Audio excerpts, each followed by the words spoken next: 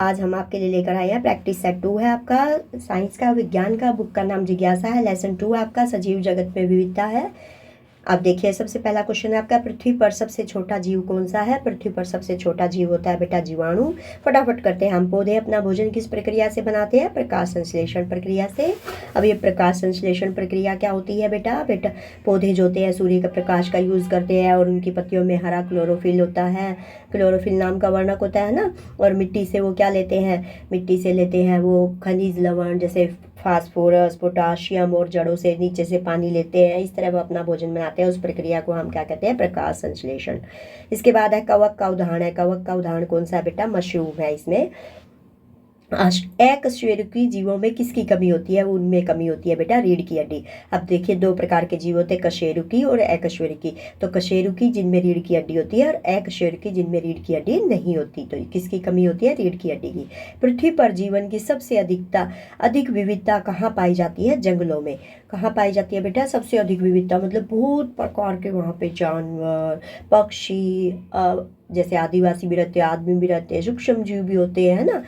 तो सब चीज़ें वहाँ पाई जाती है, इसलिए सबसे अधिक विविधता पाई जाती है जंगलों में।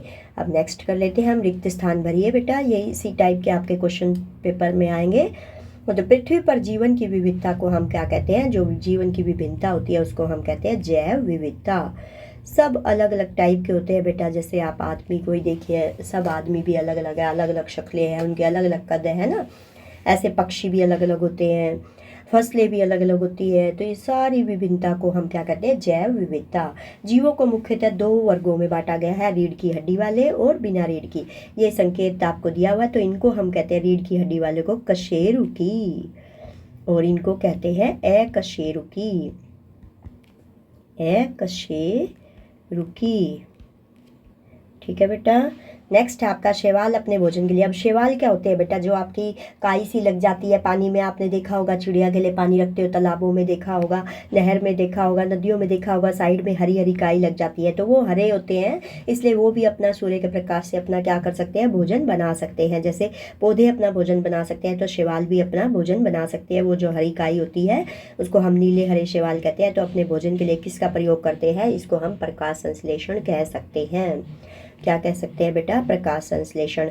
अपने भोजन के लिए प्रकाश संश्लेषण का उपयोग करते हैं, या हम सीधा डायरेक्ट भी लिख सकते हैं, सूर्य के प्रकाश का उपयोग करते हैं। अपना भोजन वो किस प्रक्रिया द्वारा बनाते हैं? प्रकाश संश्लेषण। और किसका प्रयोग करते हैं? सूर्य के प्रकाश का। तो ये आप लिख देना, सूर्य के प्रकाश का। नेक्स्ट है आपका, सभी जीवों का आकार और रूप एक जैसा होता है। क्या होता है बेटा? सभी जीवों का रूप और आकार आपने देखा होगा, सभी अलग अलग होते हैं। अब हाथी कितना बड़ा है, मेंढक कितना छोटा है ना, घोड़ा कितना अलग है, हाथी भैंस कितनी अलग है। तो सब अलग अलग होते हैं। ये सब बिल्कुल गलत है, तो इसको हम कहेंगे गलत। क्यों? अब अगर आपको दे दे कि क्यों गलत है, स्पष्ट कीजिए, तो आप क्या लिखेंगे? सभी जीवों का आकार और रूप अलग अलग होता है। एक जैसा की जगह आप क्या लिख देंगे? अलग अलग होता है। ठीक है। बैक्टीरिया सूक्ष्म जीवों में आते हैं, ये बिल्कुल सही है, बैक्टीरिया सूक्ष्म जीवों में आते हैं, तो इसको हम देंगे सही जवाब।